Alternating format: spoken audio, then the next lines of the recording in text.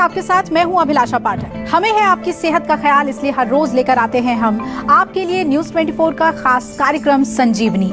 मेरे साथ हैं जाने माने आयुर्वेदाचार्य डॉक्टर प्रताप चौहान। डॉक्टर चौहान, बहुत बहुत स्वागत है आपका संजीवनी में। थैंक यू जी, नमस्कार। क्यों धीमा जहर है मैदा, जानिए कारण। मैदा खाएंगे तो बहुत बीमार हो जाएंगे। आयुर्वेद से दूर करें मैदे के साइड इफेक्ट्स।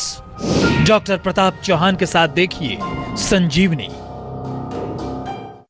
आप और हम में से कुछ लोग हर महीने, हर हफ्ते, तो कुछ लोग हर दिन धीमा जहर यानी स्लो पॉइजन खा रहे हैं। जी हां, धीमा जहर यानी मैदा।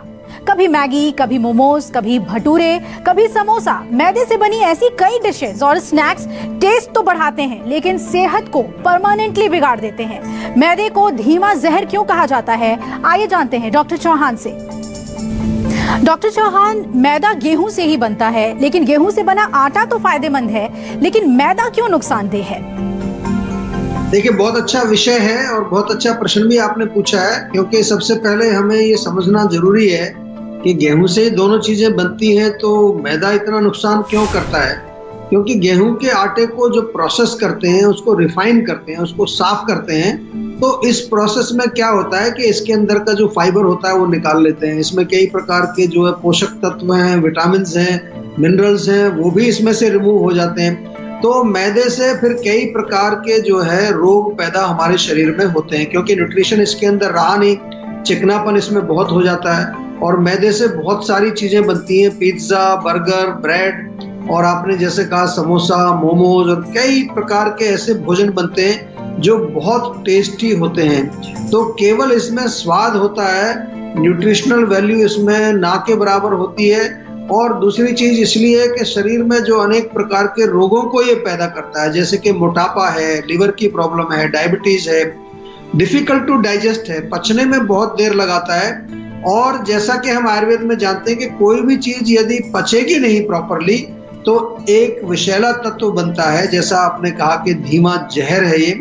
एक विषैला तत्व जो बनता है हमारे आयुर्वेद में उसको आम बोलते हैं। और जो भी कोई भोजन जो है वो आम बनाता है, वो एक तरह से पॉइजन का ही काम करता है, क्योंकि आम जो है वो अनेक प्रकार के रोग हमारे शरीर में पैदा करता है। अलग अलग जाकर के वो जब जमा होता है तो वहाँ अलग अलग प्रकार के रोगों को पैदा करता है। तो आपको थोड़ा सा जो है समझना है, सुनना है ध्यान से।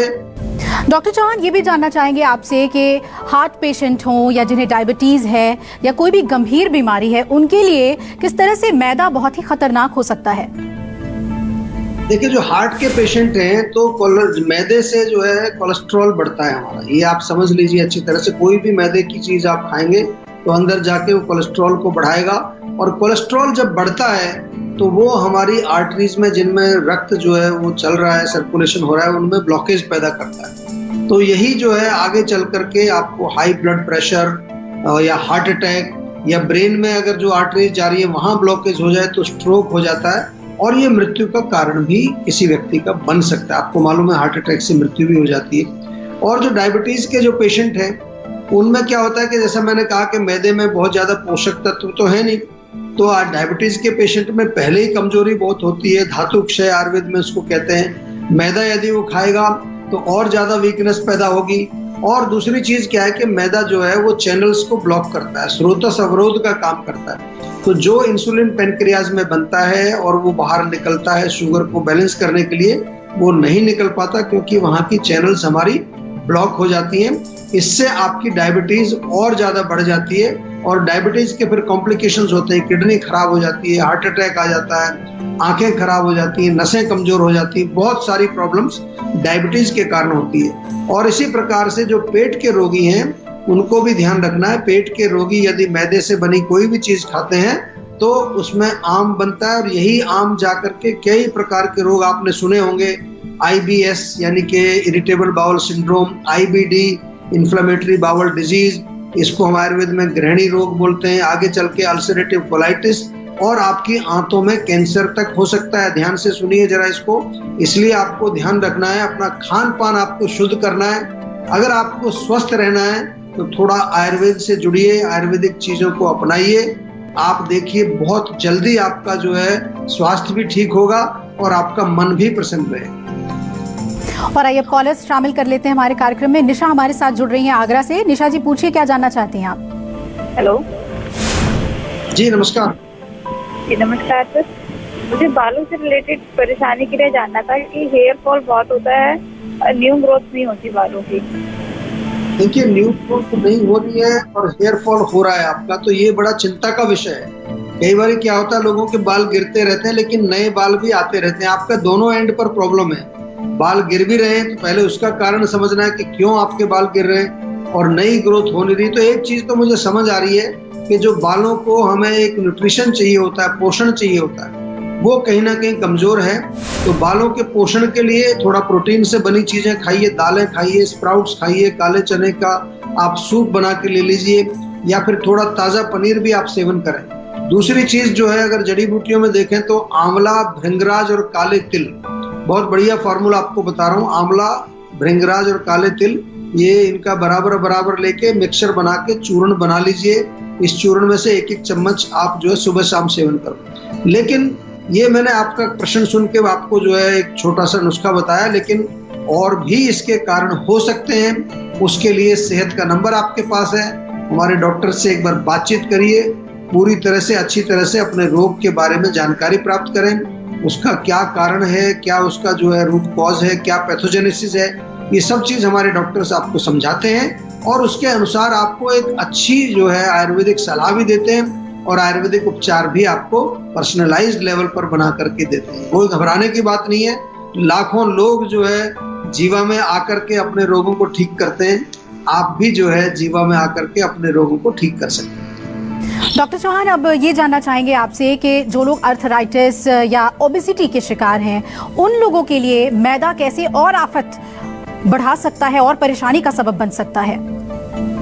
देखिए, जो अर्थराइटिस के पेशेंट होते हैं तो एक टाइप का जो अर्थराइटिस है उसको तो आयुर्वेद में आम वात ही लिखा हुआ है, यानी कि जो आम बनता है वो जाकर के जमा होगा जोड़ों में जाकर के वहाँ वो एक तरह से ब्लॉकेज पैदा करेगा। जो वायु वहाँ चल रही है उसको रोक देगा, वायु वहाँ जाकर के फिर दर्द भी करेगी और वहाँ थोड़ा ड्राइनेस भी पैदा करती है। कई बार कड़कड़ की आवाज आती है, कभी कभार जो अंदर का लिक्विड पूरा सूख जाता है। तो मैदा जो है, अगर आप अर्थराइटिस के पेशेंट हैं तो आपके लिए बहुत खतरनाक है। मॉडर्न मेडिसिन की दृष्टि से कहें तो ये इन्फ्लामेशन पैदा करता है और इन्फ्लामेशन जो है वो अनेक प्रकार के अर्थराइटिस, कई प्रकार के जोड़ों के दर्दों को वो पैदा भी करती है और अगर आपको ऑलरेडी जोड़ों का दर्द है तो उसको वो और ज्यादा बढ़ा देगा। इसी प्रकार से जो ओबेसिटी के जो पेशेंट है, जैसा आपने पूछा, ओबेसिटी अपने आप में एक ऐसी खतरनाक रोग है क्योंकि इससे कई तरह की प्रॉब्लम्स आती हैं। डायबिटीज है, हार्ट डिजीज है, हाई ब्लड प्रेशर है और घुटनों में दर्द भी जोड़ों के कारण कई बार होता है। तो मैदा खाने से क्या होता है कि एक तो आपके अगेन मोटापा बढ़ता ही है क्योंकि काफी ये स्टिकी है, पचने में देर लगाता है। दूसरा, मैदा खाने से मूड स्विंग्स भी होते हैं, थोड़ा ये आपके ब्रेन पर भी असर करता है। जिन लोगों को मूड स्विंग्स होते हैं वो और ज्यादा खाना पसंद करते हैं और जिसके कारण के आपका मोटापा और ज्यादा बढ़ जाएगा और जैसे जैसे मोटापा बढ़ेगा आपको कई प्रकार की कठिनाइयां आएंगी और आपके शरीर में कई प्रकार की, कई खतरनाक रोग मैं जिनको कह सकता हूँ, वो भी आएंगे। इसलिए मोटापे वाले लोगों को तो बिल्कुल भी मैदा नहीं खाना चाहिए। रोहित जुड़ रहे हैं हमारे साथ, अगले कॉलर बिजनौर से। रोहित जी, क्या जानना चाहते हैं, पूछिए। मेरी पेट की समस्याएं हैं, कब्ज बना रहता है हमेशा। कब्ज से क्या मतलब है? आपको मोशन नहीं आता है या एक बार में पेट साफ नहीं होता है? मोशन आता है, क्लियर नहीं होता है जी। अच्छा, आता रोज है लेकिन साफ नहीं होता। देखिए, इसमें 2-3 चीजें हैं, समझ लीजिए ध्यान से। कई बार आम बनता है, लोगों को खाना पचता नहीं है ठीक से, ये चिपचिपा म्यूकस टाइप का जो पदार्थ है ये आंतों में चिपक जाता है, तो उसके कारण आपका पेट एक बार में साफ नहीं होगा, कई बार जाना पड़ता है। इसको भी लोग कब्ज कह देते हैं आजकल भाषा में।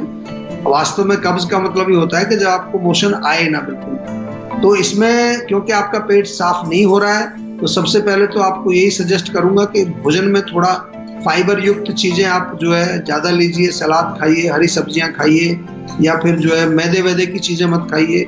बहुत ज्यादा जो है refined processed food, junk food बिल्कुल बंद कर दीजिए और त्रिफला चूर्ण आप लेना शुरू कर दीजिए। बड़ा सरल है, पाचन में भी आपको सहायता करेगा और पेट भी साफ करता है। त्रिफला चूर्ण, त्रिफला टैबलेट भी हमारे यहाँ मिलती है, उसका सेवन करिए। अगर फिर भी कोई तकलीफ रहती है तो जीवा का सेहत का नंबर आपके पास है, उसको डायल करके हमारे डॉक्टर से विस्तार से बातचीत करनी है, ताकि आपके रोग को हम जड़ से समझें और उसके अनुसार उसकी चिकित्सा बनाएं।